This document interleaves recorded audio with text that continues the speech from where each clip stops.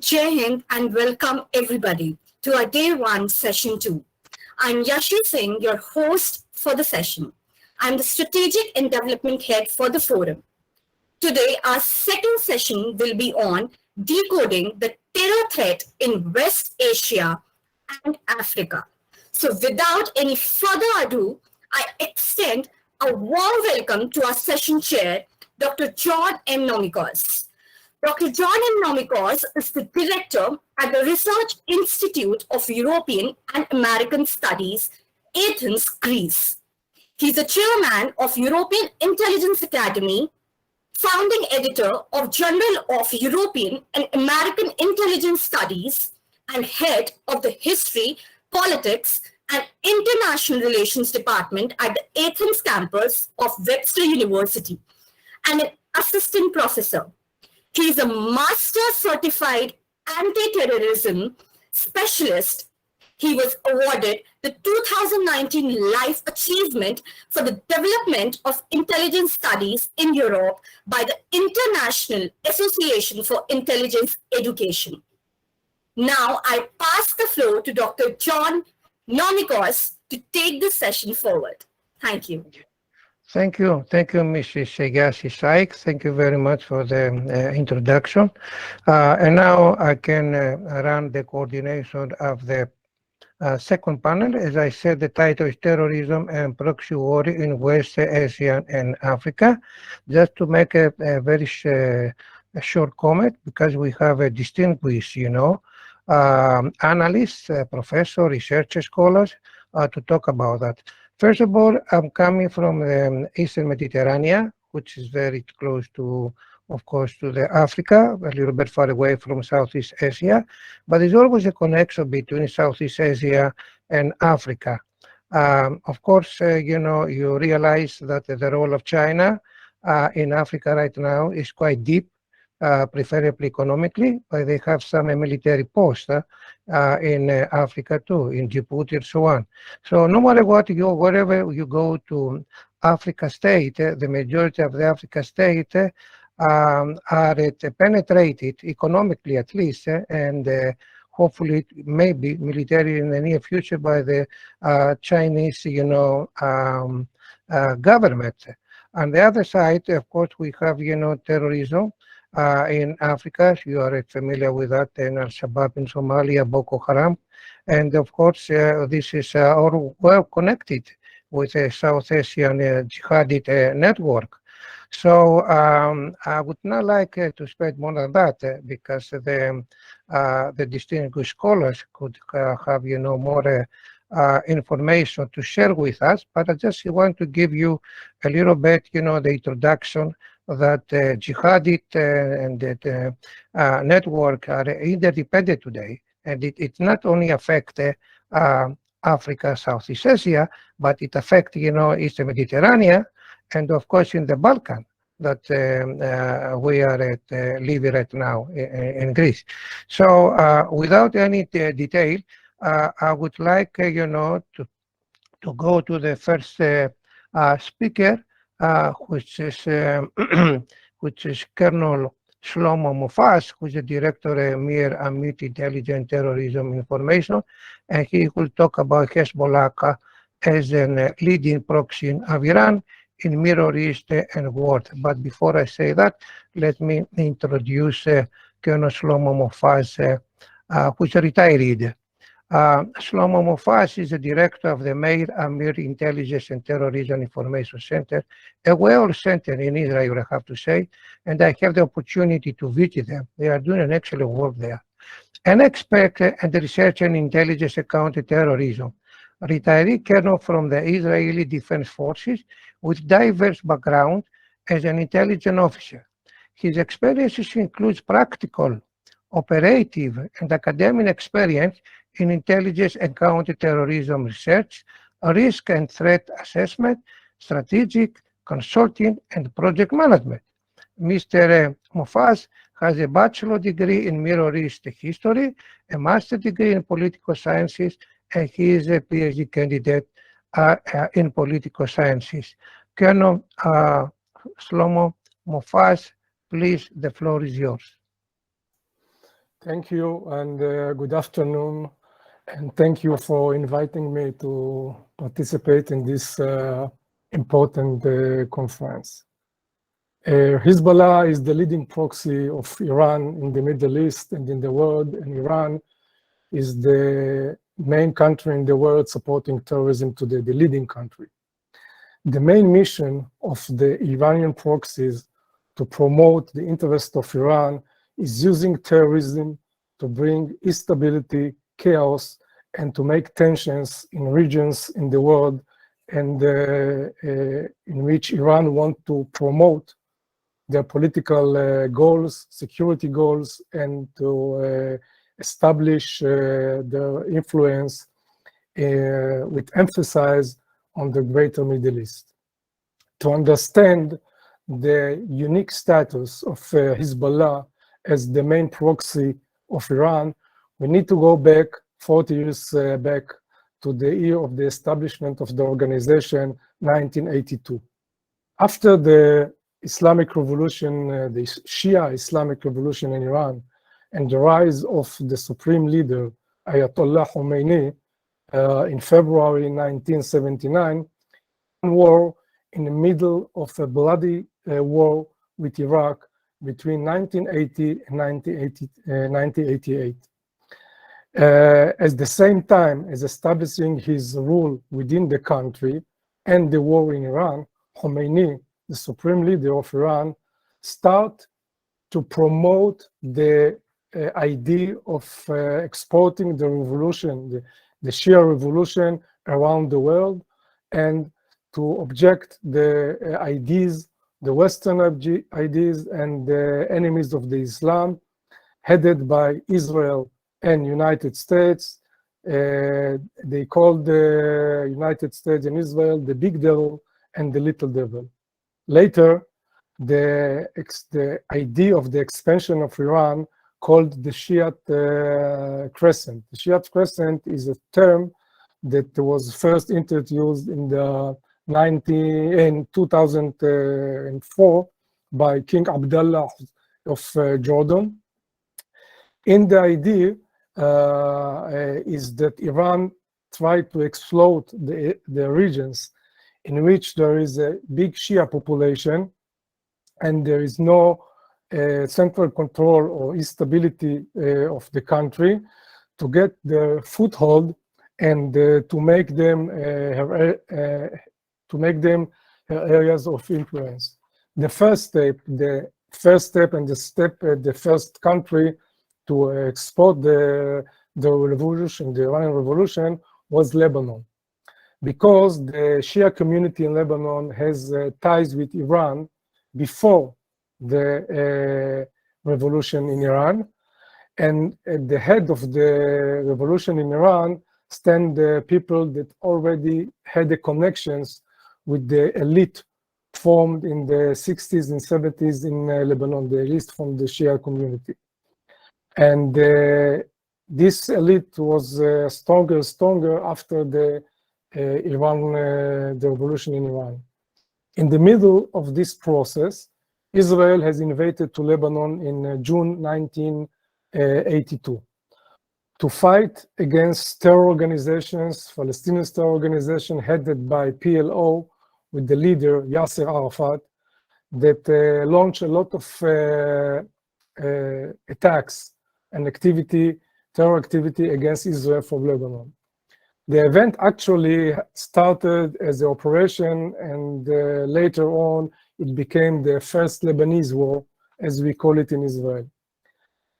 After 3 or 4 months, the PLO exploded from Lebanon, and the war changed the reality in Lebanon that was already, there was already instability in Lebanon, and gave Iran the opportunity to deepen their influence in Lebanon, and gave her some kind of starting point to implement the ambitions that based on ideological, religious, strategic, and political interest, despite the fact that it was still in a bloody war with Iraq.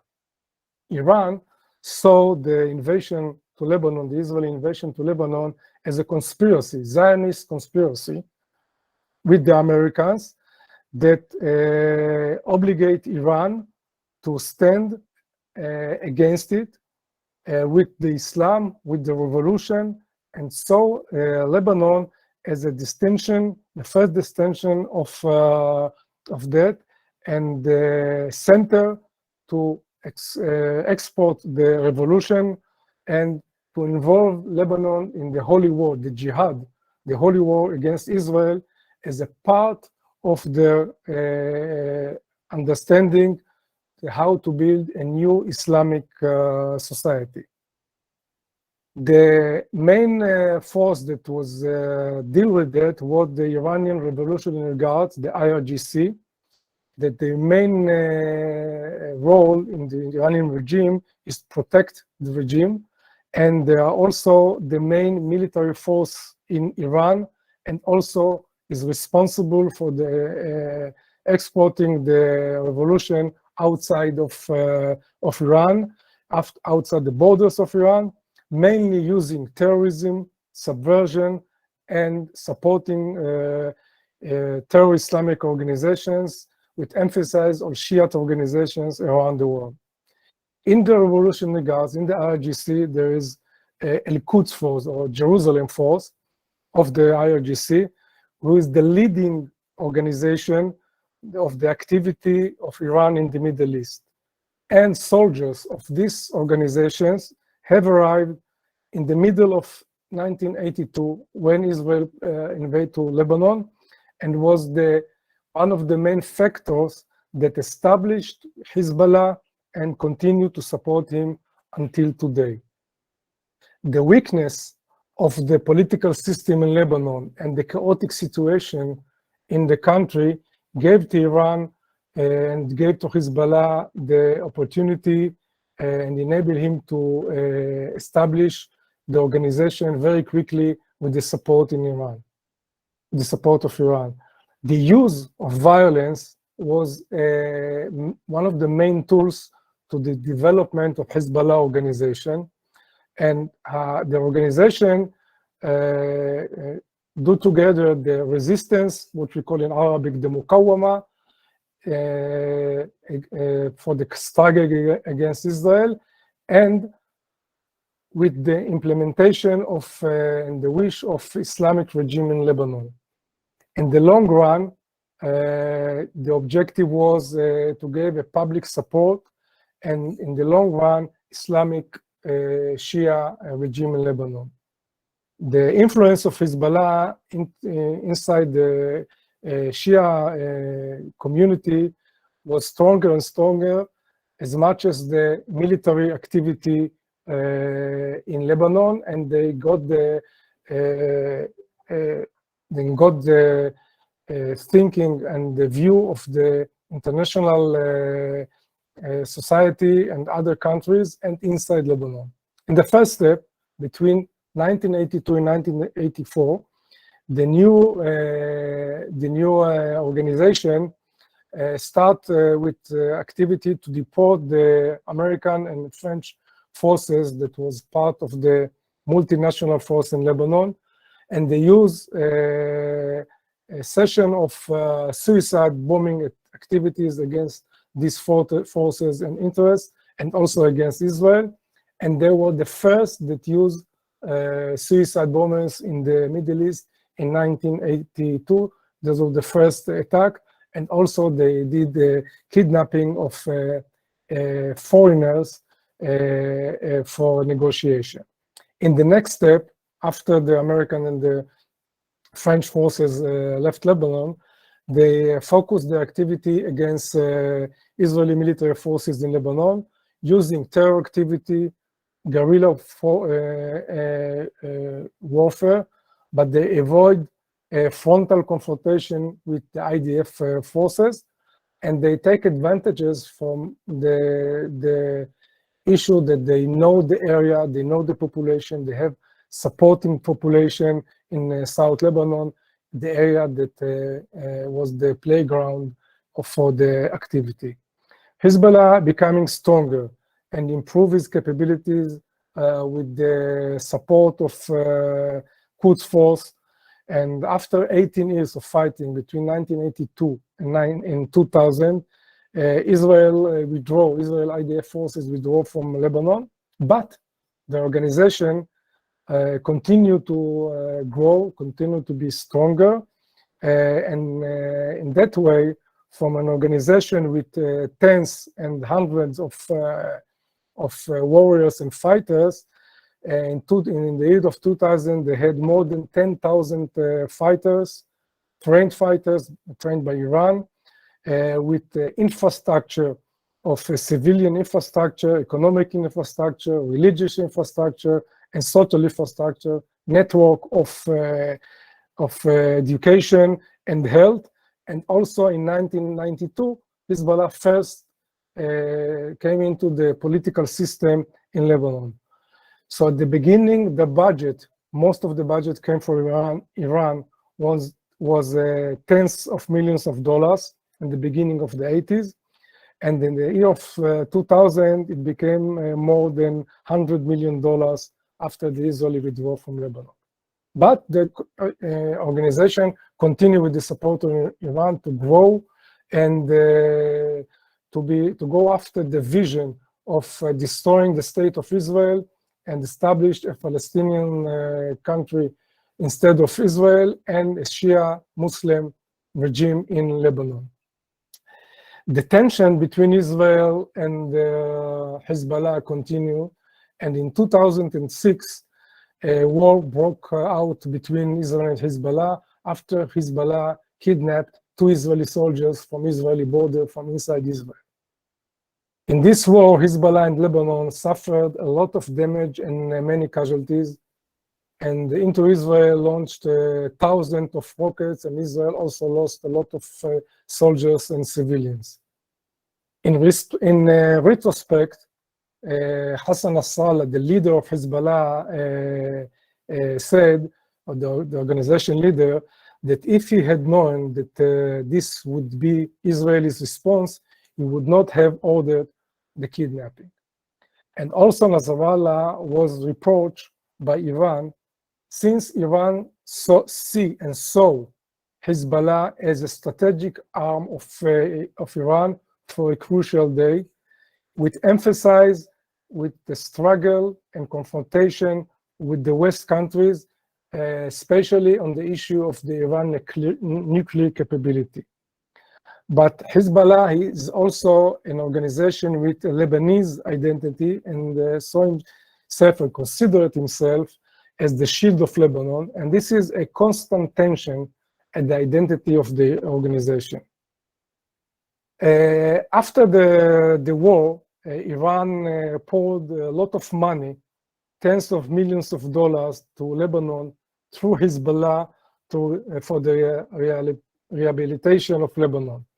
And the organization continued to grow. And after the war, they came with new capabilities and very advanced capabilities and technology. And today, in these days, this is the strongest armed military force in the country, in Lebanon. In fact, it is an organization that has a country. That's the point in Lebanon today.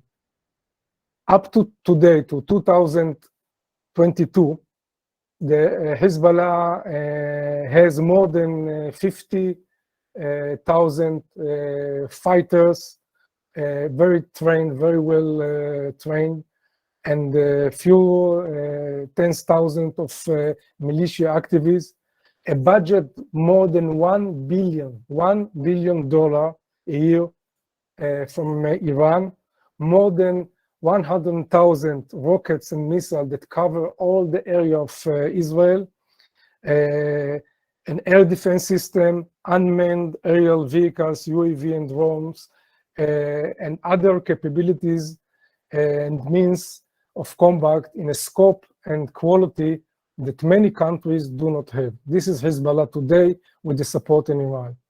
Iran saw Hezbollah as the model of proxy and used it and still use Hezbollah and his capabilities in time of crisis, and also for special operations in Western countries and against Israel and other enemies of Iran, and also to implement their influence in the Middle East.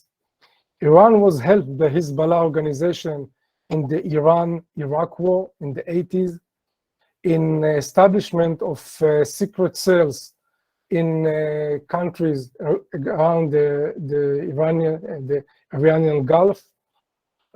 Also establishment of sleeping cells around the world with emphasis of South America, North America, and Europe, mainly based on Shia communities and Lebanese communities.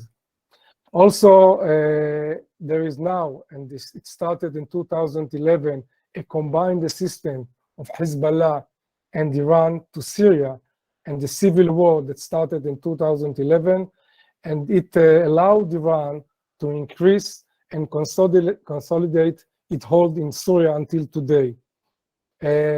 By the way, Syria is not a Shia country, but it's in the Middle East. It has a border on Israel, and now there is a presence of Iranian forces and Hezbollah in Lebanon supporting the Syrian army until today. Iran continue to support Hezbollah indirectly and directly, and also supporting other terror organizations. Also terror organizations, they are not Shia organizations, and I think they will be elaborate in this session later on, in the struggle against Israel and other enemies of Iran. In conclusion, the principles of Iran's proxies, of which Hezbollah is the model, are vision and long-term vision, very clear, tolerance and patience, exploitation of unstable regions and regimes, Iran Revolutionary Guard as an executive arm, a large shared community as a basis for building infrastructure, or another Muslim entity that acts against the West and Israel, establishing a military infrastructure based on existing organization, or establishing a new organization, a gradual and long-term construction, ongoing support and provision of resources, money, equipment, weapons, military training, and intelligence, ideological intention, building a social, religious, and supportive educational infrastructure that is part of the organization and its environment, and creating a common identity and unity in interest and goal, setting an overreaching goal and the intermediate goal as a part of a long-term vision to create Iranian hegemony and defeat the enemies of Iran. At the end, assisting the organization's proxy in building capabilities in other places, and integrating the organization in other combat areas in accordance with Iran's needs and goals. Thank you. Thank you very much. Thank you very much, Colonel Shlomo Mofaz. After the thorough analysis by Colonel, what we really understand, I have to make just one comment. Hezbollah is a huge threat to Israel, but the global network that is spread all over the places, like Colonel said, in Europe, Africa, Southeast Asia, Latin America, Venezuela, you can name it, but in the Balkan. Number one. Number two, important comment, sleeping cells all over the places. Number three, like I said before, it's a state inside the state, a very complicated factor, how the Lebanese forces and the Hezbollah military wings works out. As the Colonel said quite correctly, and I have to, verify that Iran is giving a huge amount of money, billion of dollars, to support Hezbollah global network all over the world, economically, socially, politically. They are participating in the Lebanese parliament. They are building schools, so on. But the most important thing, and I finish with that, they have a strong connection with many jihadi network all over the world. And we see it, since I'm coming from Eastern Mediterranean, including the Balkan, we see, you know, how the Hezbollah network come to Europe and they function as like small shop businesses, you know, supported by Iran. So the point is the only way to counterbalance the Hezbollah network supported fully by Iran, which is a huge threat to the global society and economy, is to have a strong intelligence among us. And the Israeli intelligence community exactly understand the point, what I'm trying to talk now. All right, after that, Colonel Shlomo Mofasa, thank you very much for the thorough analysis.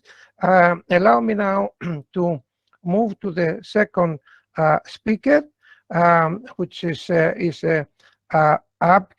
Abhinav Pandya, right? I said correctly the name.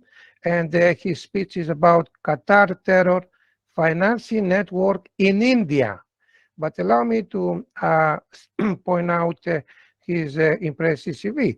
Abhinav Pandya, a Cornell University graduate in public affairs and bachelor from Stephen College in Delhi, New Delhi, is a policy analyst specialized in counterterrorism, Indian foreign policy, and Afghanistan-Pakistan geopolitics.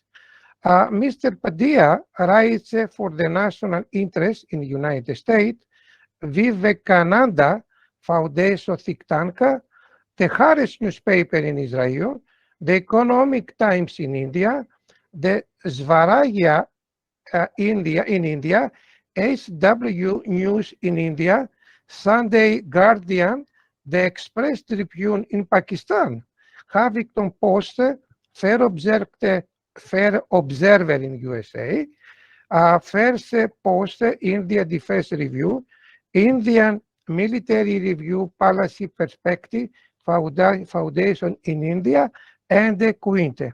His research articles have appeared in Perspective on Terrorism in the National Counter-Terrorism Center in The Hague, very well and distinguished foundation. He has authored Radicalization in India and Exploration, published in Pentagon 2019, and his book on terror financing in Kashmir will be published soon.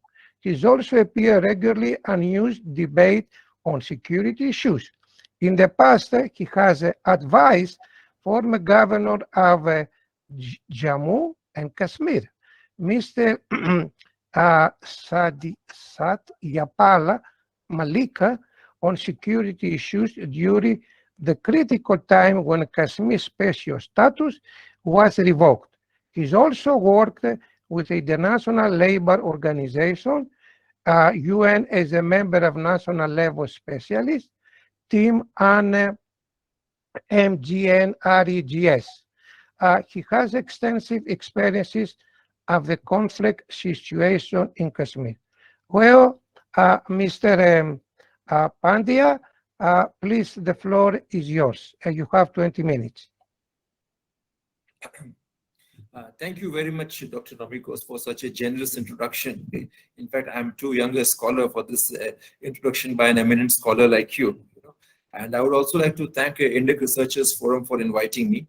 So I'm going to talk mostly about Qatar's terror financing network. And before that, I would like to say that, well, gone are the days when we mostly focused on terrorist organizations per se, organizations like Al-Qaeda or organizations like Jaish-e-Mohammed, Lashkar-e-Taiba, and Hizbul Mujahideen, mostly focused in Kashmir and operating their network of intelligence assets in Kashmir and also organizing their activities in Kashmir. But now we have moved on to a stage where we are entering into the stage of mass radicalization. So at this stage, we cannot say something which we used to say without hesitation earlier, that terrorism has no religion.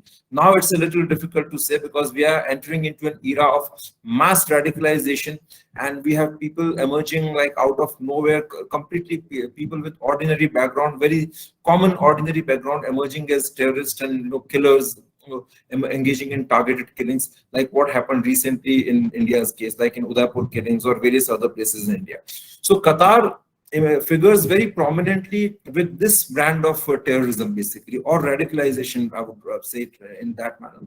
So Qatar has here basically it's about the charity groups which are operating from Qatar, and they are funding Islamist organizations. So when I mention the word Islamist organization, I basically differentiate them from the proper terrorist organization.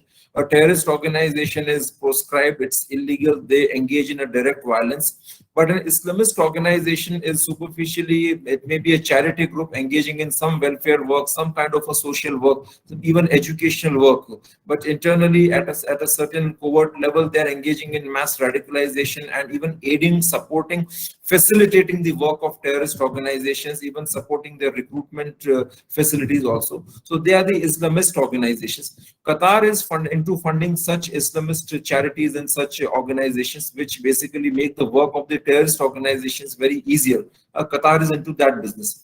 I'm going to talk more about this charity of Qatar, which is known as Sheikh Eid bin Mahmoud Al Thani Charitable Association.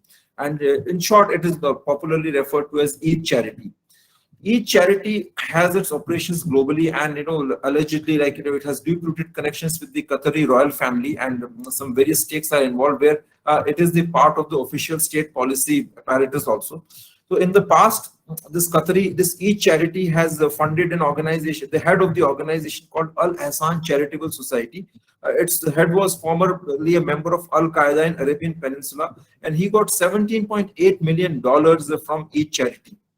Besides that, millions of dollars were transferred to an affiliate of this organization, Al Ahsan Charitable Society, and these affiliates provided material support to Al Qaeda in Yemen and Saudi Arabia. IHH Turkey, which is a Turkish Islamist organization, got $23.3 million from each charity. Hamas also got large amounts of funding from this organization, and Qatar has been disguising this terror funding as a humanitarian work. Qatari ambassador Mr. Muhammad Al-Imadi met Palestinian Islamic Jihad, which as an organization has always rejected negotiations, supported a very radical Islamist breed of terrorism. So Mr. Al-Imadi met the representatives of this organization. Interestingly, Mr. Imadi sits on the Qatari chair for the reconstruction of the Gaza. So one can easily imagine what kind of routes and networks are being created and are being worked out to channelize the funding.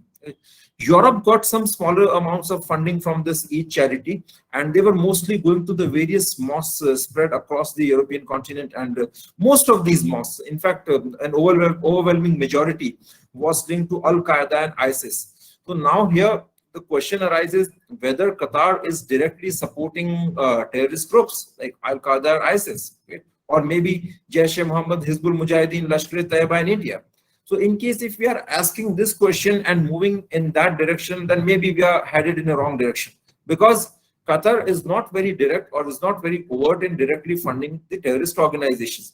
But yes, if we decide to have a more nuanced and a wider vision, then in that case, one can find very strong evidence for proving that Qatar is funding the Islamist organization. In India, this Eid charity sent millions and millions of dollars between 2008 and 2009.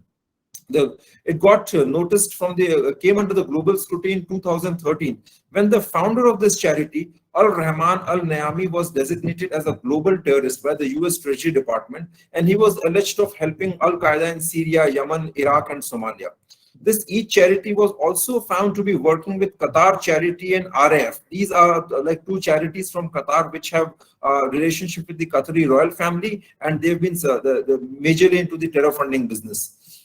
Each charity conducted around 1,200 transactions with the Indian organizations, and I would like to read out the names of the 8 organizations with which they had these 1,200 transactions. And just give me a second. Yes. So the largest amount of funding was received by Salafi Philanthropic Society, Kerala.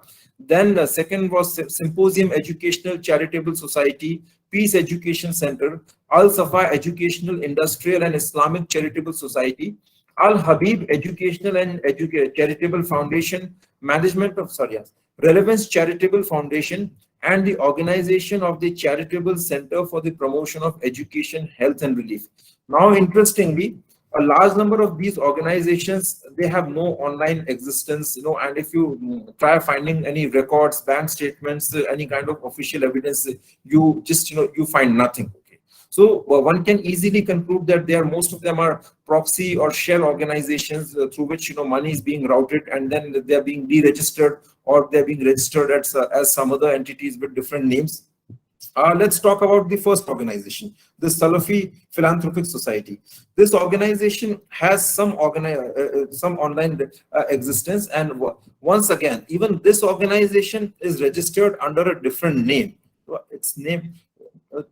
So this Kerala-based Salafi Philanthropic Society, it is registered as Salafi Charitable Trust Narikuni. Now, the name is different. Definitely something might have happened in the past, some kind of a problem with the law enforcement agencies, and these guys might have gone for a different registration. Okay. So they received $7.82 million US. No, sorry, they received $4.9 million US between 2008 and 2017. Salafi Philanthropic Society. And most of this money was superficially spent on building mosques and hijab movement, or building orphanages, hand pumps, and the individual support to the Muslim community. But at a covert level, at a subtle level, this money was going massively into radicalization and supporting an extremist agenda, and also supporting some very lethal Islamist groups like PFI and SDPI, which like these organizations, officially they have an agenda of Islamizing India by 2047. Yes.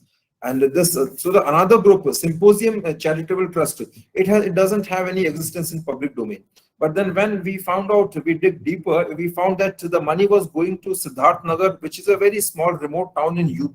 It's a northern Indian state. And this group was the second largest receiver. They received around $2.01 million US. And this money was going to this Al Farooq Trust in the Siddharth Nagar, this very remote town of UP. There they were massively engaging in conversions, in radicalizations, promoting sectarian fights, and they were also spreading hatred against the local Islamic schools of Bareilly, which are relatively regarded as the tolerant or little liberal schools as compared to the Salafi schools. Then another group, Al Safa Educational Trust, also received a major part of the funding. So a very prominent individual associated with Maulana, with this Al Safa Educational Trust, Maulana Sheikh Mehraj Rabbani, has already been arrested for the hate speech against Sufis and Bareilwis, the relatively liberal section of Islam. And he also aided the radicalization of the ISIS recruits. He was an accused in the Hira gold fraud case. And another group which received a big part of the funding was Al Habib Relevance, but then this group has no official existence. Okay. And this Salafi Philanthropic Society, basically a very prominent individual of this group, Salafi Philanthropic Society, Mr. Hussain Madavur, has a very controversial track record. Okay. This man runs Kerala's very prominent religious institution called Kerala Nadwatul Mujahideen. It's a Salafi organization, and overtly they call themselves a progressive organization, but they have a very controversial past, and they have many radical splinter groups which have aided and supported fundamentalism and extremist groups in Kerala. Dr. Madavur has openly supported Mr. M.M. Akbar, who is heading the Peace Education Foundation. And Mr. M.M. Akbar came on the radar of the security agencies in 2016, when his association with some of the ISIS recruits became a news in the public domain. Akbar, like he's known as Zakir Naik of Kerala. Zakir Naik is another, he's an absconder from India, and Zakir Naik is the person who allegedly motivated the ISIS terrorists in Bangladesh. Thereafter, he just left India, and he's yet to be brought back to India. Mr. M.M. Akbar was arrested in the year 2017 while he was flying to Qatar. He was arrested on the charges of radicalizing school children through radical content in his peace educational curriculum schools. Now, this school, the Peace Education School, to which Mr. M.M. Akbar was associated, or he was heading that organization. Okay. About those schools, Mr. Rashid Abdullah has something very interesting to say. Now, let's talk about Mr. Abdul Rashid Abdullah. Mr. Abdul Rashid Abdullah is the main mastermind of ISIS Khorasan province in Kerala. And he was the main person who was involved in recruitment drive in Kerala for ISIS. This man is the former employee of Peace Education Foundation, a foundation which was headed by Mr. M.M. Akbar and extensively praised by Mr. Madhur, who was associated with the Kerala Philanthropic Society. Mr. Abdul Rashid Abdullah says that he has found a very strong wave of sympathy among the students and their parents of the in the peace education schools. So in that organization, which is running various schools, he found a strong wave of sympathy for the ISIS ideology and the ISIS operations. So this is in brief the operations of Qatar in India. But besides that, there are some general patterns which we can observe while funding these various groups. First, this funding has evolved over the years, so one doesn't find any uniform transaction pattern. You'll find some transactions which are of a very small amount, and there will be some transactions which are of a very large amount. Money comes under small heads and it goes to small undertakings. There is hardly any online presence, public records are missing, bank statements are missing. But then yes, this kind of funding and this kind of, these organizations have very covert and at some level very official ties with the organizations like PFI and SDPI, which are openly indulging in radicalization and pursuing a very strong Islamist agenda in India. In the future, this may be a very dangerous phenomenon for India, because so far in India, the terrorism has mostly kept itself confined to Jammu and Kashmir. But with this kind of funding, something which Qatar has done, or even at some level Saudis did in the past, now it's not happening from Saudis anymore. But Turkey is getting majorly involved into this kind of funding, like from funding the radical Islamist groups, which act as a charity group or which act as welfare organizations. So this kind of funding is much more dangerous because this will spread across the length and breadth of the country, basically in the Indian hinterland. It will radicalize ordinary Muslims and communal fault lines in India, which are already very severe and already very critical. They will get more intense, and it can result in severe communal riots, or even like transnational terrorist organizations like Al-Qaeda and ISIS will find a large number of recruits from India because of the activities of these organizations. So this is going to be a very difficult scenario. And in turn, a phenomenon which has not been discussed is the reverse the retaliatory radicalization of Hindus. Because see, if these organizations work and they start indulging in killing innocent Hindus, especially out of a religious agenda, then this is likely to radicalize the Hindus also. And then once they radicalize, then the majority, then one can imagine it can be a very difficult situation where there will be mass killings, terrorist attacks, and things like that. So it will be a big internal security challenge. I guess, I have all this to speak. Thank you so much.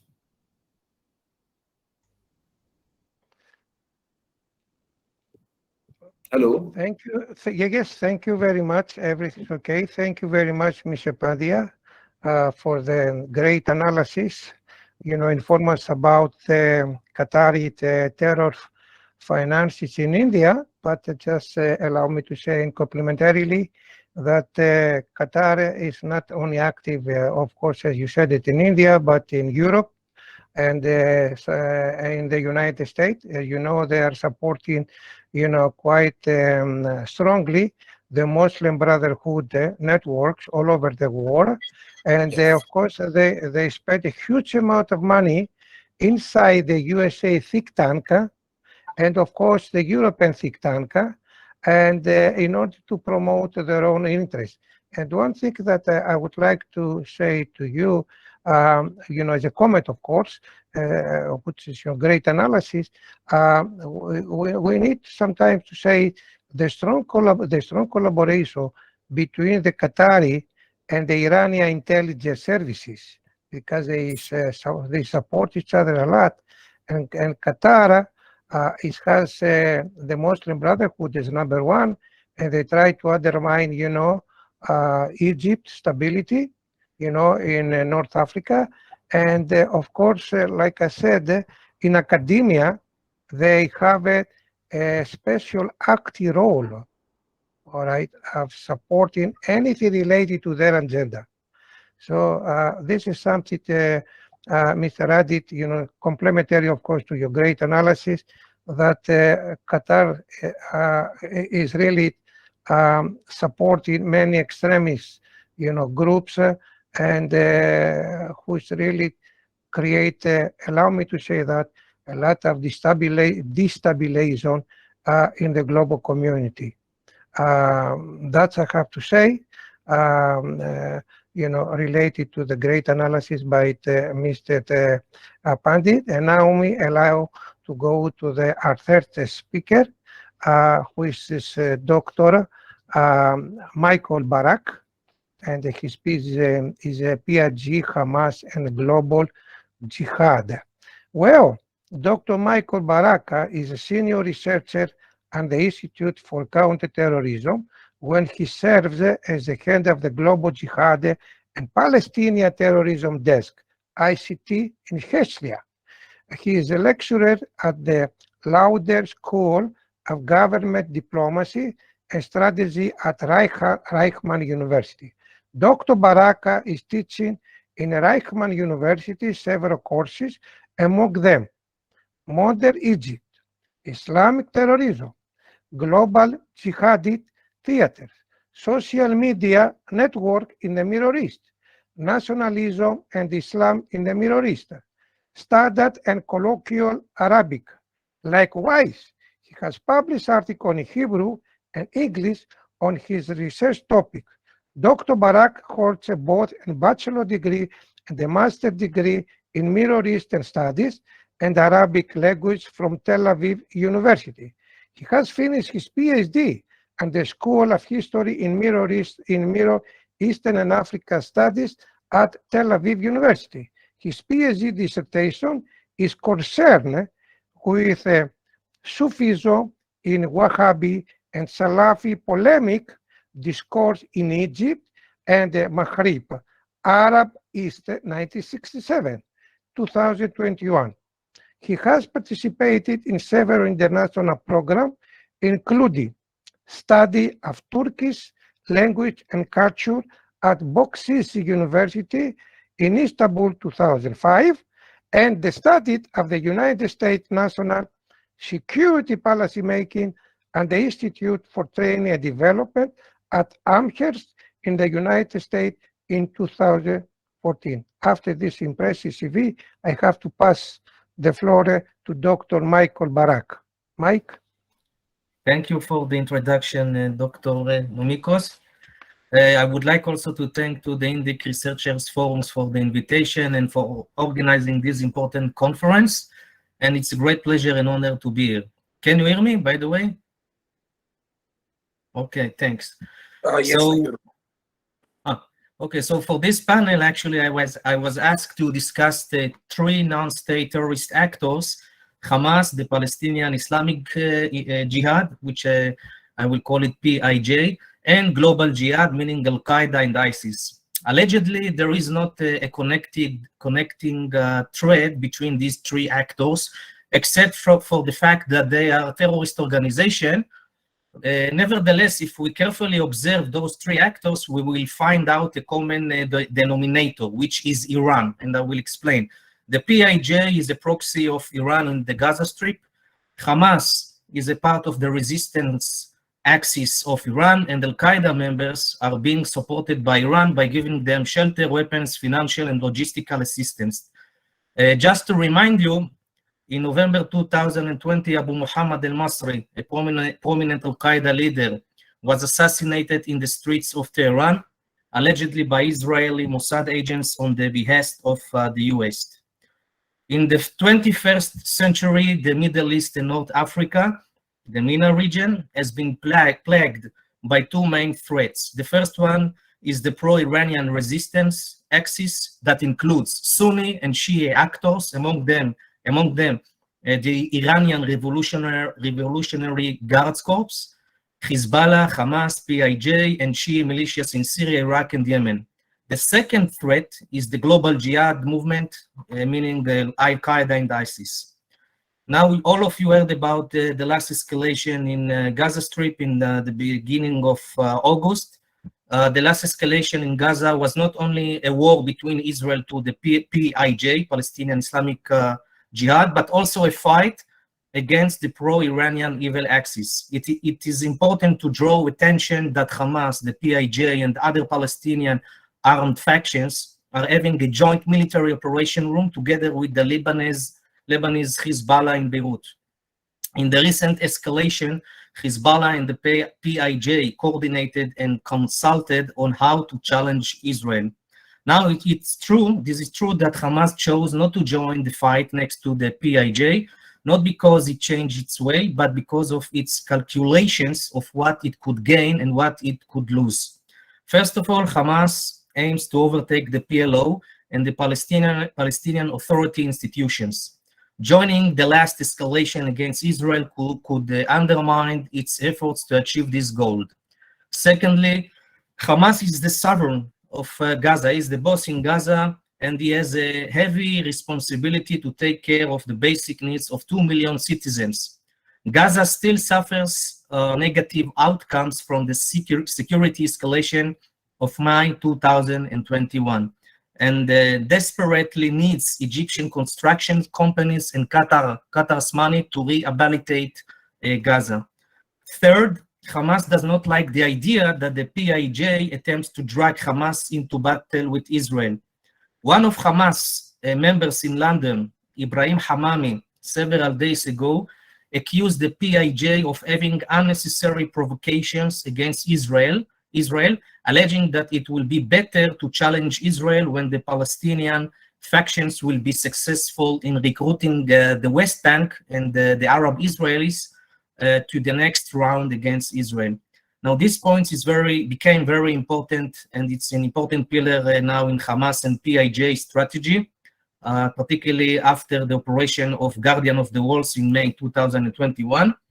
That's why the PIJ called the recent fight against Israel unity of battlefields, because it aims to include several fronts against Israel, including some pro-Hamas and PIJ Palestinians, Arab Israelis inside Israel. In this regard, the Lebanese Hezbollah has been helping Hamas and the PIJ by building tailored messages and campaigns on social media networks to motivate the Arab Israelis to confront Israelis. Hamas and the PIJ are interested to challenge Israel not only from Gaza, the West Bank and East Jerusalem, for example, but also from the Lebanese border. In May 2021, Hamas launched several rockets from Lebanon to Israel, of course with the green light given by Hezbollah. There are also indications that Hamas wants and aims to build new stronghold and military capabilities in Syria.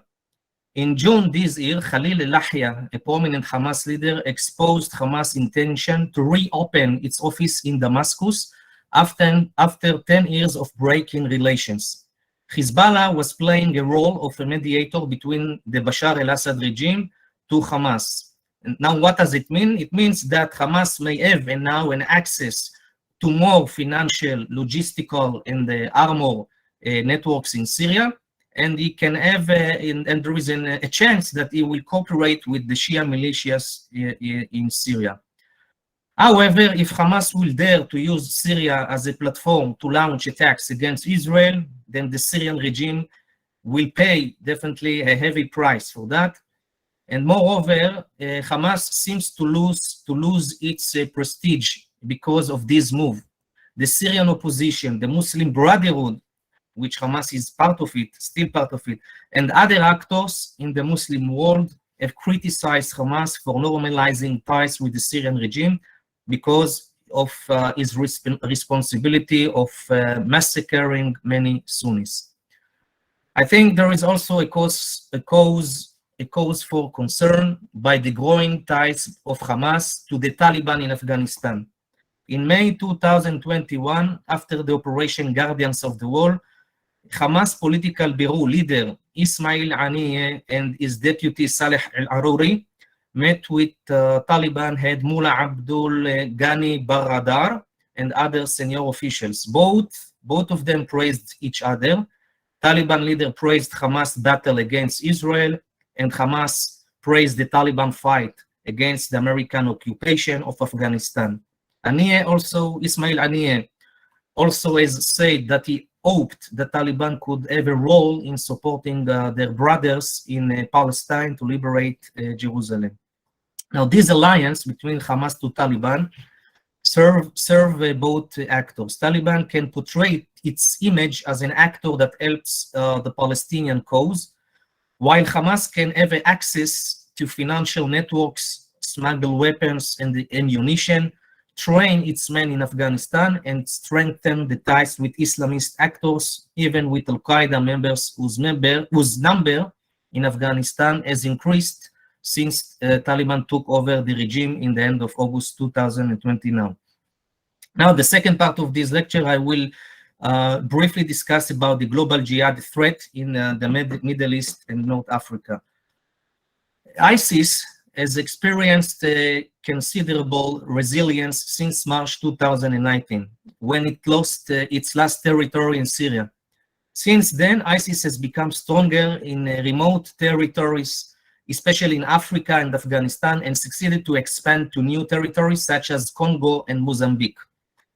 In northeastern Syria and in Iraq, we see also how ISIS has rehabilitated its power and capabilities to carry out more sophisticated terror actions against the Kurds, the Syrian regime, and the Shia militias. The Syrian refugee camps, particularly El Hol camp in the east-north of Syria, has become a recruiting pool for ISIS. Children who live there for almost 5 years without proper education or psychological programs are being brainwashed by ISIS, and there is a threat that they will become the next generation of ISIS fighters. And this is a very dangerous situation, something must to be done. Therefore, the international community should find a quick and comprehensive solution to this problem. And now another cause of concern in Syria is the detention facilities holding ISIS fighters and their families. ISIS has been trying to break into prisons to release its prisoners. We saw this year in last January, when ISIS was trying to break into a detention facility in Hasaka. Now, there are many problems in Syria. We'll just name few. For example, there is a rivalry between Turkey to the Kurds, which are undermining the efforts to fight against ISIS resilience. So if there will not be a unified front against ISIS in Syria and also in Iraq, all the money that was invested to fight and to diminish the power of ISIS can be lost. And I think that America has a very important role in Syria. As long as the US troops are found in the Kurds parts of Syria and is initiating raids and attacks on ISIS members, then ISIS resurgence will be more difficult. But if United States will get outside from Syria, what happened in Afghanistan, then most probably that ISIS will become stronger, and because he is also exploiting rifts and local conflicts. It's very interesting to see also that several top ISIS leaders have found a shelter in Idlib, in north of Syria, which is mainly controlled by Hayat Tahrir al-Sham. Abu Bakr al-Baghdadi, Ibrahim al-Quraishi, the leaders of ISIS, and Maher al-Agal, the leader of ISIS in Syria, all of them were killed in Idlib. And this issue raises more questions than answers. For example, how come that Hayat Tahrir al-Sham and the Turkish intelligence are not aware of the presence of top ISIS leaders in Idlib? This is something that must be more researched.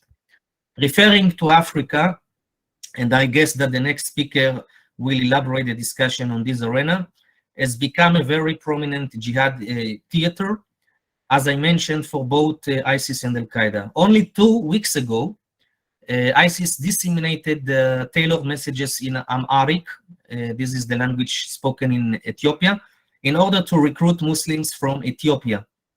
Al-Shabaab al-Mujahideen, the offshoot of Al-Qaeda in Somalia, also published several interviews with new foreign fighters who immigrated from Kenya, Congo, and other African states to Somalia to explain why they decided to join Al-Shabaab and why it will be wise to other Muslims around in the Africa continent to immigrate to Al-Shabaab in Somalia.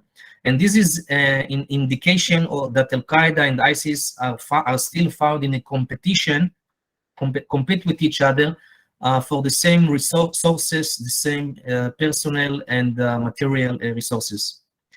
Now, if we wrap up, to sum up, we see that the Middle East and North Africa region continues to be an unstable region, mainly due to non-state terrorist actors like Hamas and ISIS, and state actors above them, Iran, who strive for hegemony in the region.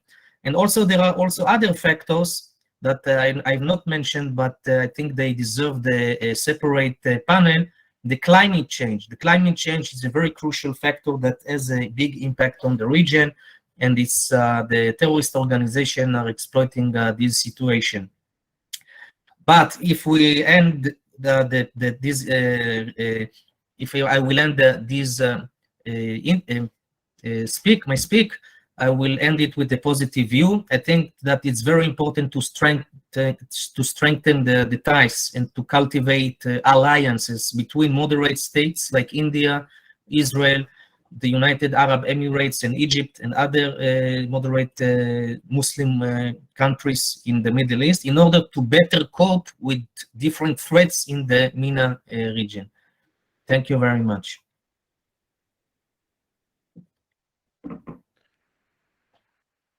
One moment. Thank you very much, Dr. Michael Barak, for the analysis related, to the global jihad and Hamas. Well, the only comment I would like to make here, that again, Hezbollah group and Hamas collaborated, with the support of Iran, and they create so many problems, not only for the safety of Israel, but for other parts of the world, including Europe and the United States. Therefore, as I said before, when we have the analysis of the two previous, scholars, distinguished scholars, the only way to deal with these networks, jihadi network, like, this extreme network, is to create international intelligence collaboration among us in order to make our communities more safer. And now, allow me to go to the last speaker, who is Mrs. Meghna Ria Murali Haram, and her speech is about threat of Boko Haram and Islamic State West Africa province. Well, Mrs.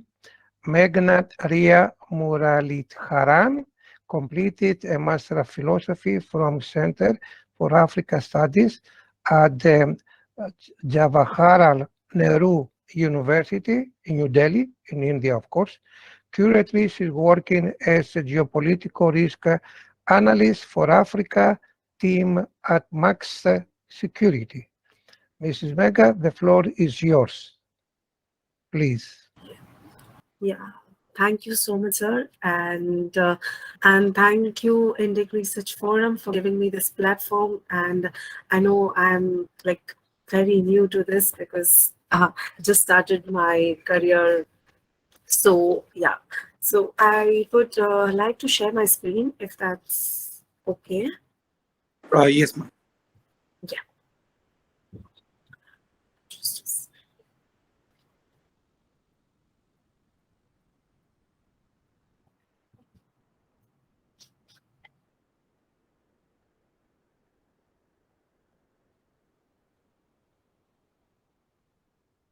Okay, is it visible? Not yet. Yes, we can see. Okay, fine. So basically, as you all already know, that I will be speaking on the threat of Boko Haram and Islamic State of West Africa province. I would just like to briefly start with, so most of the security challenge that is there, or where the militant presence is there in Nigeria, is in the northeast of Nigeria. So basically in the Borno state. So this is the Borno state. And the militants presence right now is more in the Lake Chad region. So as you all know, I'll start with Boko Haram and then periodically go to Islamic State of West Africa province. So as Boko Haram, as you all know, that this... Sorry to interrupt, ma'am. Your slides are not moving. No, I'm not moving Okay, it. I'm sorry. I've just kept it on it. Okay. Sorry. Yeah, no problem. Okay. So basically, as the militant group Boko Haram emerged in the year in the early 2000s, and it's basic. Also, this area, just to give a gist, the northeast Nigeria is morely inflicted by inequality, poverty, and a lot of human rights issues as well. So the founder of Boko Haram was Muhammad Yusuf, who was basically against Western education, and that's where the name comes from, Boko Haram. And initially, the group launched attack basically only on security officials, and they targeted local civilians as well. And the Nigerian, so the main target was the local civilians, and they basically disturbed the whole security environment in the Borno state, and especially in Maiduguri, which is one of the largest city in Borno state, which is also the capital of Borno state. And so the security forces basically launched an attack, it carried out an operation against Muhammad Yusuf, and so after his death, basically Abu Bakr Shekau, he took control of Boko Haram. So this is the leader of Boko Haram, Abu Bakr Shekau, under whom the entire faction basically restructured itself, and they started carrying out large-scale bombings, and there was a lot of territory. They started controlling territories, and they also carried out cross-border attacks in neighboring countries, especially Niger, Cameroon, Chad, and such on. Also, one of the distinct features of Boko Haram was basically they used women and children as suicide bombers. So also, the faction actually came in light in the year 2014, where it abducted around 217 girls from Chibok, and even now there have been reports where a large number of women who were captured back then have been released. Yes. And also there was a large amount of social media campaign known as Bring Back Our Girls. So under the leadership of Shekau, Boko Haram basically was targeting the civilians, and they also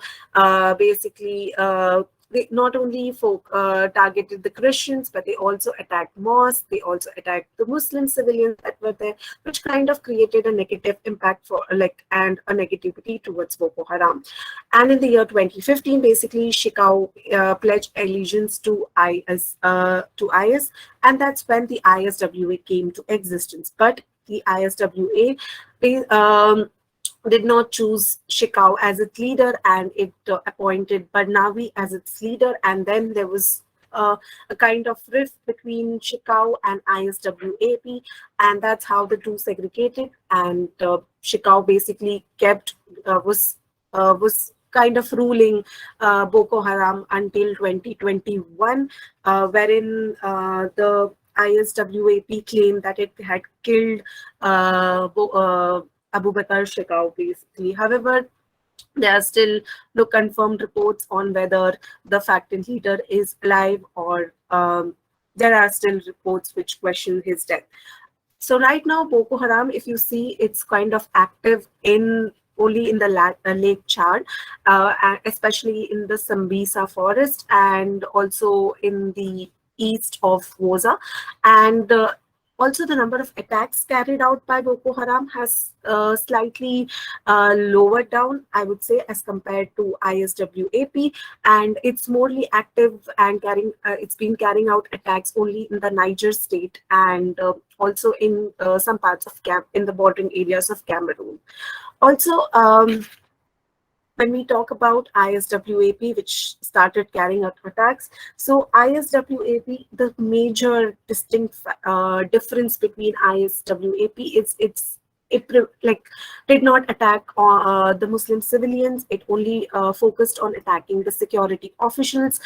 They targeted military patrolling camps, and that's how it also their main focus was on providing basic amenities to the civilians, which so this is Barnaby. Okay. Yes, hello. Can you hear? Excuse me, ma'am. Are you still presenting the first slide only? No, I'm on the third. I'm on the third one. Can you We see can the just see the first slide. You should. I think you'll have to go to the next slide. And Okay, can you just see it now? we can still see the first slide. Okay, so it's fine. I'll just stop. Maybe there's some issue. I'll just stop. You can share it with us, or else we can just present it. Yeah, it's okay. I think I'll just speak. That's what I'll do basically. Yes. Okay. So, yeah. So as I was saying that how the ISWAP is different from Boko Haram is basically it did not recruit women or it did not recruit children, but rather it focused only on targeting the security officials. And in the year 2016 is the first time where the ISWAP basically carried out its first attack, and it was mainly on a military base, but however, it was not very successful and and then ISWAP basically took a back step and it started attacking smaller military bases, and they started collecting equipments and made the faction stronger. And the most recent attack that ISWAP claimed was in 2021, 2022.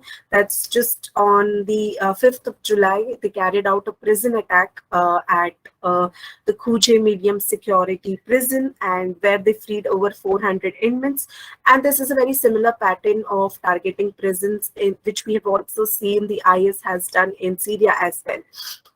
So also they also attacked, there was a major church attack that the ISWAP claimed in the month of July. It was in the Ondo state. So that's how ISWAP, and also the UN came out with a report saying that right now the ISWAP has emerged much more stronger and has been much more has been carrying out major attacks as compared to has been more distinct in carrying out attacks as compared to Boko Haram. Also, if we have to, as the whole forum is also about the counter-terrorism part, so what is the Nigeria security forces doing? What initiatives the security forces have taken? So basically, the security forces have come up with a joint task force known as Joint Task Force, wherein they have also like with Burkina Faso, Niger, and so they have basically tried to target and attack the main bases of this ISWAP and Boko Haram, but how successful they are is still a question mark. Though it looks like whatever the figures that's coming out, that so many militants, XYZ militants have been attacked or they've been arrested, is still a question, because the Nigerian security forces and even the government time and again has been criticized for its failed attempts. Also, one reason why the ISWAP or the militant group has been so capable in targeting the Northeast, basically, the Northeast for a long time has been a very excluded part.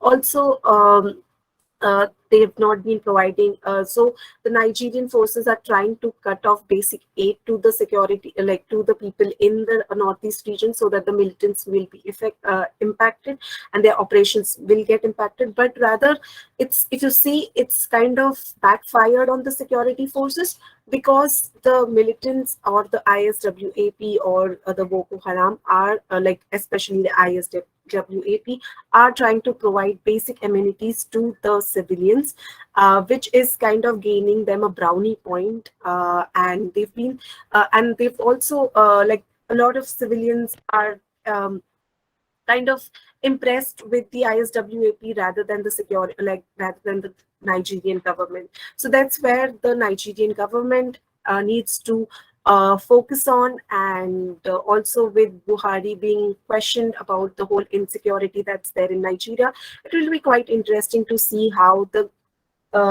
government will counter these networks that's quite prominent. Yeah. Yeah, that's it. Thank you so much.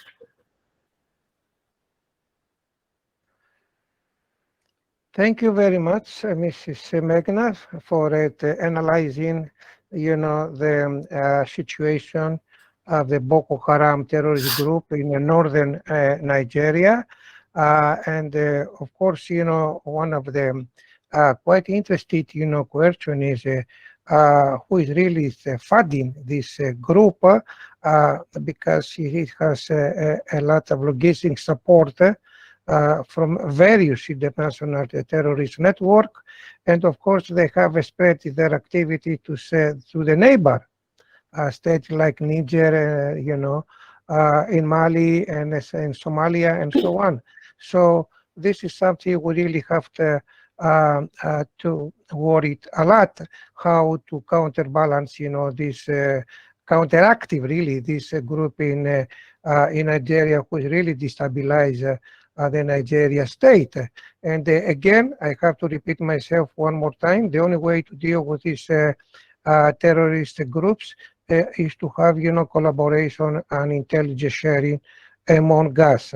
Now, I would like to ask, the organizer, because we have a few questions, and as I noticed, Mr. Sadhu has raised his hand, and Mr. Ali Fitzsimon has also raised his hand, and I wonder if they are going to address their question orally to their speakers of this session. And of course, we have a question for Mr. Baraka, for Mr. Ramananda Sekupta, and at least we have time for questions. Please, for the people who wanted to ask, address your question to the speakers, please. Mrs. Sadhu, would you like to ask it? No? Anybody else? Anyone who? It's sir, are you with us? I think sir has raised his hand. All right. Okay, we'll be taking the question, sir. Okay, the first question is for Dr. Barak. You mentioned ties between the Hamas and the Taliban. Are there any linkages between the Palestinian terror outfits and the Daesh and or Al-Qaeda? Okay, so a little historic background. First of all, the one that established Al-Qaeda, of course, is Abdullah Azam. Sheikh Abdullah Azam was Palestinian.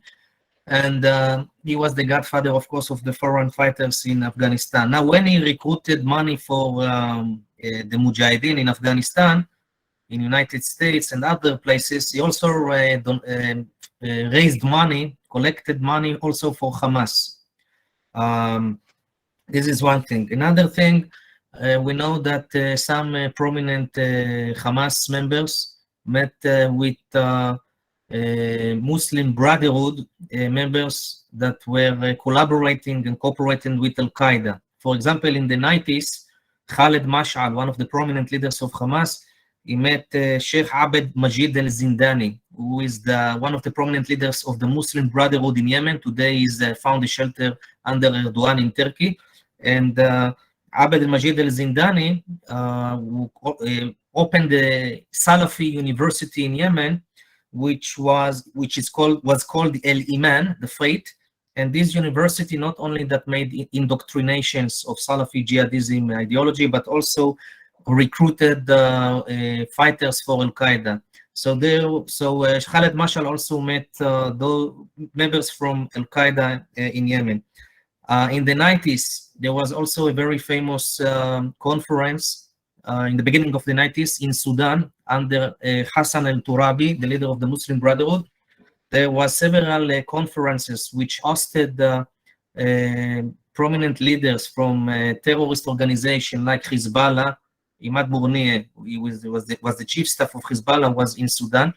In this conference, Hamas and Al-Qaeda met in the same conference. there is also, I know there is also clear indications that Al-Qaeda members and Hamas members cooperated with the Turkish flotilla in 2010. This flotilla that was trying to get inside Gaza, and Israel IDF stopped this flotilla from getting inside. So the one that initiated and promoted this flotilla to Gaza were Al-Qaeda and Hamas members. If you know Arabic, you can open also Izzadin al-Qassam site, the military faction of Hamas, and you will find that there how Hamas is glorifying Sheikh Abdullah Azam and the leader, the friend of Osama bin Laden. And also in the Al-Qaeda discourse, we see that there is Al-Qaeda is trying to flirt and is also praising Hamas Hamas activity, terrorist activity against Jews in Israel and against on defending on Al-Aqsa, etc.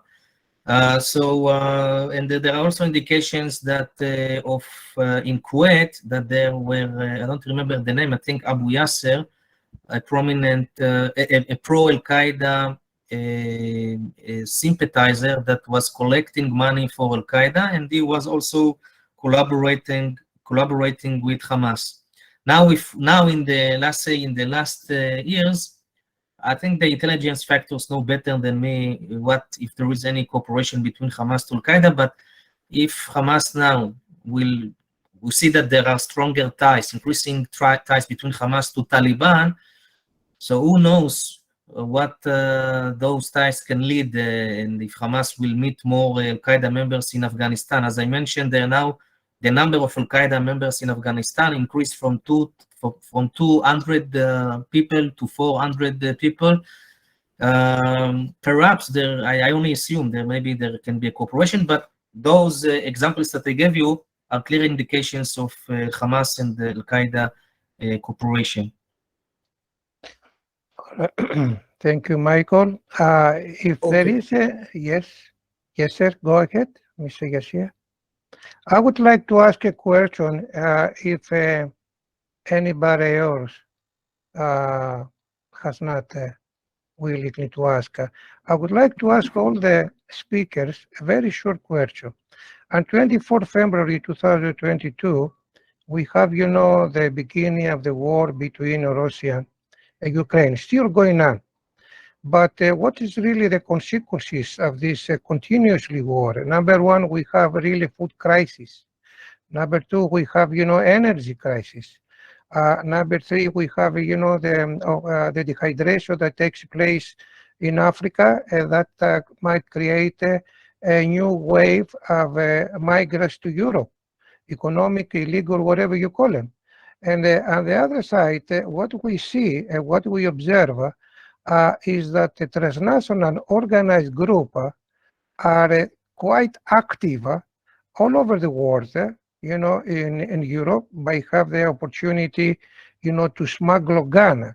And I wonder, distinguished scholars at this panel, how is the possibility of the transnational organized group working closely with the terrorist network all over the places, no matter what the geography, and how strong the transnational organized crime take advantage of all these consequences that coming from the Ukrainian-Russian war in affiliation with terrorist network in order to receive funding. Are we see a new wave of transnational organized crime and terrorist network in the coming decade? I address the question to all of you. I don't know if Michael or Mr. Colonel Mofaz or Mrs. Megna or the speakers, Mr. Paddy, I would like to ask, but how strong is the transnational organized crime and terrorist network to increase funding for terrorist activities in the future? Please, should I say it Colonel Mofaz to start, if he likes? Unfortunately, I didn't hear the beginning of your question. I have some problems with the video. But what I understood that the connection between organized crime and terrorism, this is the question? Yes, yes, transnational organized crime because of the consequences of the Russia-Ukraine war. I think that every confrontation, military confrontation around the world is a good playground for crime organizations to make some situation in smuggling arms with terror organizations. If we take, for example, Ukraine, we understood, according to what was published in the open source, in the open media, also Iranian capabilities, a lot of airplanes of Iran came to Russia more than before the war and brought with them some equipment. Also some capabilities that Russia used in Syria, and volunteers from Syria, the people from the opposition for that fight, and Shia organizations that fight in Syria with the regimes supporting by Iran, also sent some people, we don't know how many, to Ukraine. So, and in Syria, there is a lot of playground for smuggling arms to Lebanon, and unfortunately also to Israel. And usually arms comes with drugs, and also Hezbollah and Hamas and other organizations in our area in the Middle East are connected with the organized crime to smuggling arms and drugs. And now with the war in Ukraine, a lot of weapons from different countries came in a lot of ways to Ukraine. I mentioned Iran, but also from Western countries and other countries that we probably don't know, comes to this area. And where is the chaos, it's a very good place for organized crime and terrorism to grow and to cooperate. Thank you, Colonel. Dr. Barak, Michael, would you like to make some comments? I don't have much to add, but we know that there are cooperation, between Hezbollah in South America to a criminal organization like in Brazil, everything that relates to drug trafficking. And because COVID-19 has made a lot of damage to, in many parts, aspects in life, and there are more criminal gangs, so Hezbollah is exploiting this situation to increase its cooperation with local criminal gangs concerning drugs. There are also, but this is, Hezbollah is also cooperating, with the Syrian regime with the Captagon pills. But usually when, like Colonel Shlomo Mufaz said, when the situation is deeply bad, now the economic situation and the Ukraine and Russia war, it has a negative impact on many parts of the life, and the terrorist organizations are exploiting these. Take, for example, in Africa, there are criminal groups that are making fortune from human trafficking, and also helping to many refugees from Africa to cross to Europe. And Al-Qaeda is exploiting these networks in Africa by cooperating with these local criminal groups, and particularly in Mali and in Burkina Faso. You have a very it's a major route where the refugees are crossing, and we see this cooperation between Al-Qaeda and to local criminal groups. Thank you, Dr. Barak. Yes, Mr. Patia, please. Yes. Please, sir. Thank Please you. go ahead. Thank you, Dr. John. Thank you. So in India's scenario, the relationship between the organized crime and the terrorist groups, it has always existed, even in the past. Like the famous D company of Dawood Ibrahim, based in Mumbai, Maharashtra, and then later this fellow, after the Mumbai serial blast, he migrated to, he left India and he went to Pakistan. So the relationship between him and the Jaish-e-Mohammed and various other groups like Lashkar, they've always existed. And they have facilitated, supported these terrorist groups in terms of providing weapons and funding. In Kashmir, we can see that most of the funding, the major part of funding terror business comes from the drug trade. And these two channels are kept in separate domains. So if there's a drug channel or a drug smuggling racket or this kind of cartel working between India and Pakistan, money would be generated from that, and that goes to the higher ups in the Pakistani intelligence setup. And from there it gets distributed towards among the terrorist organizations. But these two channels are kept entirely separate. They are not. They don't have any interface with each other, because in case if a terrorist is caught with drug packets while smuggling, previously they used to provide terrorists with the drug packets when they used to infiltrate into India. But then they found that if they are caught with the drug packets, the loss is huge. One small packet would be costing something in crores and billions. So the loss is severe. In case if a terrorist is caught with a weapon like AK-47, the loss is not much. It is hardly 60 grand or 50 grand. Okay, but in the case of drugs, the loss is huge. So they separated these channels.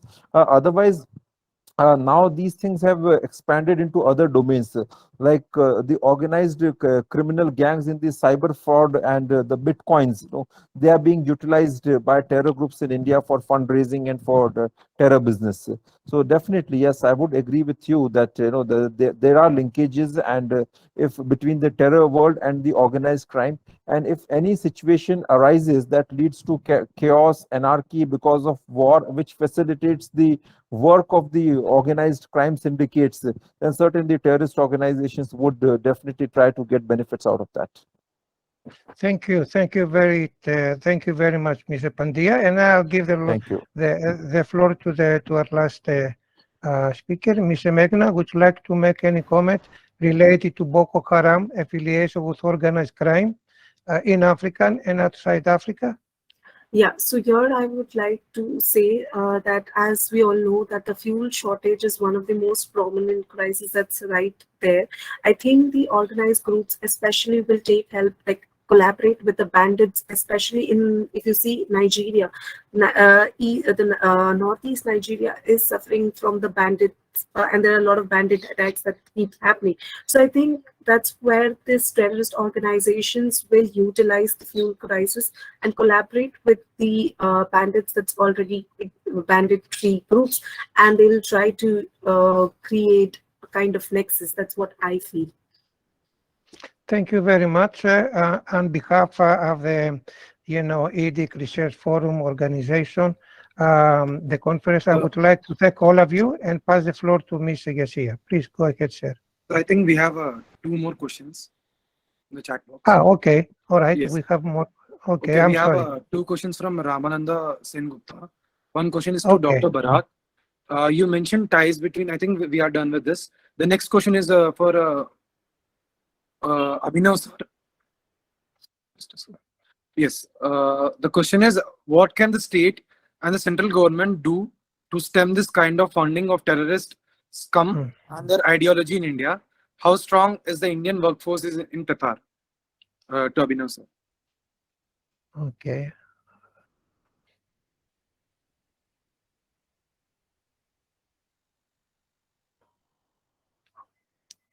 All right, I think we can take up the next question, sir. Who is going to reply to that? I think sir is not with us, Abhinav sir. All right, the next question is from for Dr. Muralidharan. Thank you for elaborating on a subject on which I had a little knowledge. Okay, they just asked you to share the presentation. Okay, I'll do that. Yes, that's it, John Amico sir. You can just give a closing remarks. Okay, all right.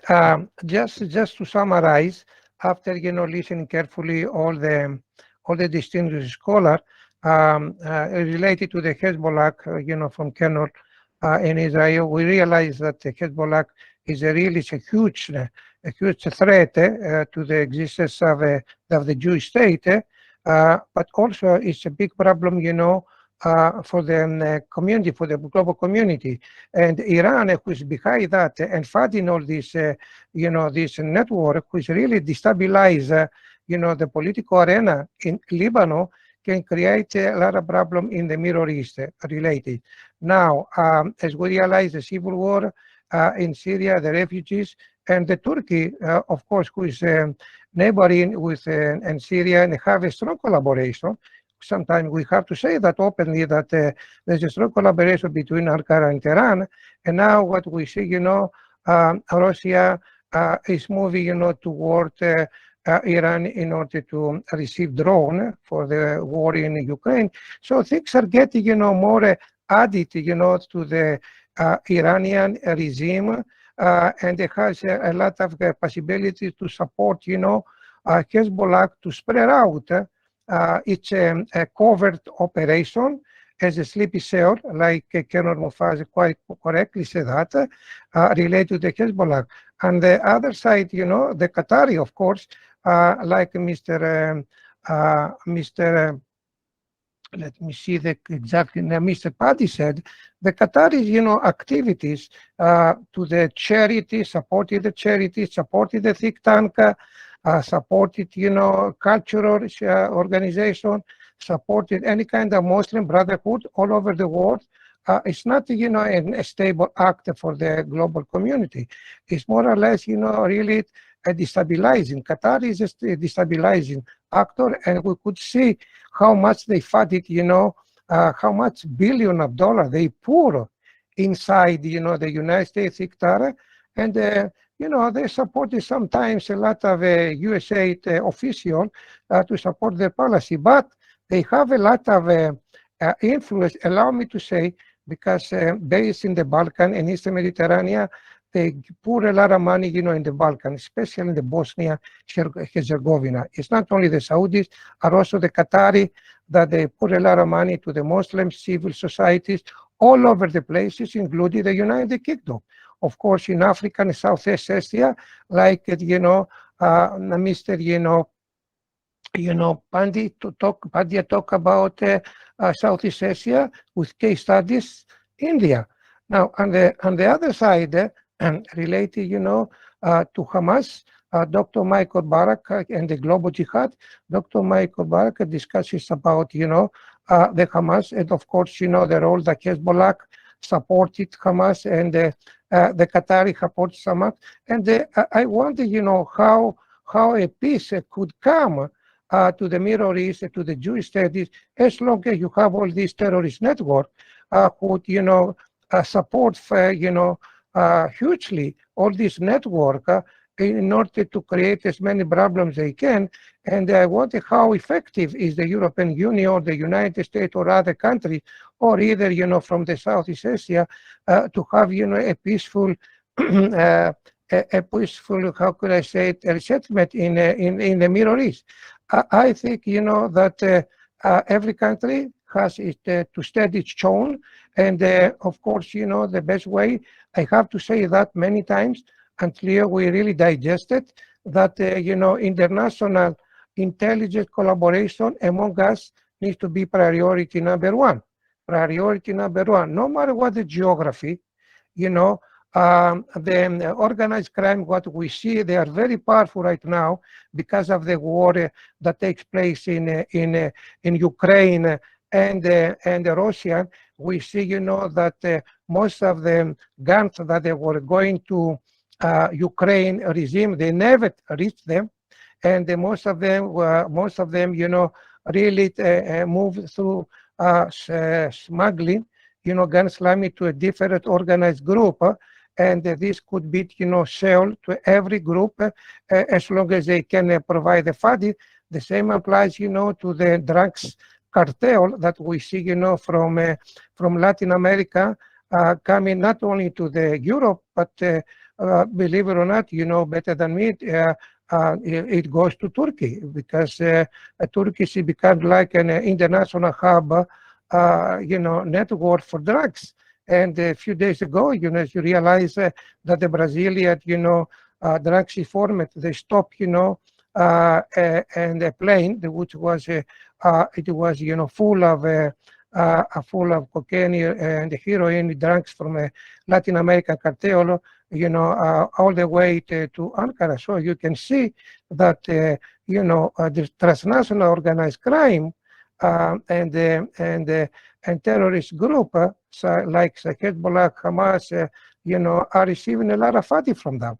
So maybe we realize that there are states, using proxy state like Hezbollah or other states to support their own network like Hamas. But now we see, the role of a transnational organized crime support the terrorist group, for their own reason, in order to promote their own interests. All right, and like Dr. Barak said, so the situation is becoming a little bit more highly dangerously, because except that we have to take it into account the food crisis and all these climate changes, and of course the forthcoming tsunami of migrants from Africa to Europe, because also of the dehydration of the process. And finally, just to sum it up and to add up, my short summary is about Boko Haram. Well, Boko Haram is another group that is not is using any kind of method like kidnapping young children, kidnapping religious people like Christian Catholics in order to make funding, in order to support, their own logistic activities. And of course, they are trying to make some fundraising in another terrorist group, and they try to make alliances with other terrorist groups like Shabab in Somalia, any other group that could be able, beneficial to them to do their work. So overall, I would probably say that the rise of organized crime and terrorism is something we have to think in the future, and we need, to have international organization like, Mr. Yashia, like Interpol, like India, which is a huge country, a democratic country, and like the European Union, and many other, like the Europol, or the FBI, international organization, sit down and they try to create a strong intelligence sharing program in order, to prevent, especially, the rise of organized crime, who is really assisting and collaborating strongly with the terrorist network all over the world. That's I have to say, Mr. Yashia, from all the distinguished scholars. And I want to thank all of you for the great analysis. Thank you, sir. Now I request Harjeet Sandhu, sir, IPS retired, to share his comments and thoughts on this very session. Thank you so much, Indic, and I really, Yashas, wanted to avoid speaking in this session because I know my hand got raised because I was so excited hearing some of the names. All the speakers spoke so well. I only say that all these things I have personally done it. I was, while speaking, I was looking at my computer, and my one presentation made was on financing of terrorism with special focus on Hezbollah globally. And it is a very long one. It covers everything. And I was pleased to hear all the speakers that they already covered everything very well on that one. So obviously, it's excellent. I simply say, I put it that word, that all speakers spoke exceedingly well. And John, of course, Dr. John managed all of them. Then I happen to also chase some of these religious charities. So I have another present, because all these are like, you all speakers will agree with me that all these are individually full subjects for a separate discussion. You take any particular issue. I know when we investigated Hariri assassination, I played leading role in that. And then that time the Argentinian AMIA indictment was coming up, those collaborations, a lot of those names you cannot mention some of the details, but really is a very good that in Indic I am also associated with Indic as an advisor. So we chose to put all the subjects so that people who come, they get something from their region. Like Boko Haram, then you go to Burkina Faso, Blaise Compaoré's time, and then subsequently what had happened. Excellent. Then the charities. When the real issue we faced in charities in financing Al Mujahid detachment in Bosnia was because they also keep on doing some good work on a side. In Iraq, I was looking at this Muslim Aid is a big international like charity. They go in areas where others cannot go. So they, on a side, they do good work. And that is where we have to justify to the people that, yes, they do good work, but at the same time, they do a lot of bad work. They do assassinations, all. So of course, I can continue on and on, but I will say that I congratulate all the speakers. But these things, we will definitely keep it in mind. And some of these specific issues from this, in future, we will focus on that particular one. Like if we talk of Hezbollah, we put it on Hezbollah and its own relations with the Hamas and others in that region. How much Iran is financing and where it goes, and all the old cases, one can go into that. And then if we go on Boko Haram, then the focus, we can also put it on that. But before closing on this point, I will say I really am impressed. I'm sorry I could not listen to the previous session, but thankfully, even while driving, I managed to log into, and then by that time, Dr. John was speaking. So I thought, okay, at least I did not miss this session. So once again, my heartiest congratulations to all the speakers. Of course, Indic, if I give too much praise, I'm part of Indic. So I also will be like praising myself. So thank you very much. And back to Yasha's or his Thank you other so much, colleague. sir. Thank you so much. We'll be in contact. Over to you, Yashi. I thank you, session chair, and all the speakers for such a thought-provoking and enriching session, while providing a better and clear insight on decoding the terror threat in West Asia and Africa. With this, we have come to the end of our second session. Stay tuned for the next session on session 3, Decoding the Terror Threats in West. Thank you for joining. Jai Hind.